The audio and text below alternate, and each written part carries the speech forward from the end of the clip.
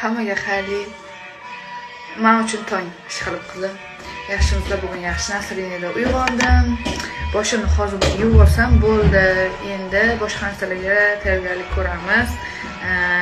Xullas, yuzimni hozir penkada yuvdim. Ertalab va kechqurun penkada yuvaman. So'ng umuman ketmayman yuzimga. Endi qayerga borsanglar ham kosmetologlar penka ishlating, penkada yuving, yaxshi penkada deyishadi. Chunki bu yuzda ichki poralar bilan tozalaydi. Buni Bonush Xudodan olganman. Atmetka qilib ketaman hozir yana sizlarga. Doim atmetka qilib ketyapman va shu zo'r silliq qilib qo'yadi, yuzinglarni tekis qilib qo'yadi. O'zi bir martada foydalanganlardan keyin bu narsalarni sezasizlar, bir martada effekti bilasizlar. Uxotlari bor, har xil naborlar bilan birga qo'shib yuzinglardagi muammolar bilan dog' bo'lsa, sepkil bo'lsa, ochartir, nima muammolar bo'lsa, ajin bo'lsa, o'zlari beraveradi shu muammolarga qarshi. Mana bunaqa narashkadan to'kilgan, qosh to'kilgan nimalarga men ishlatyapman, rostdan foyda berdi qizlar.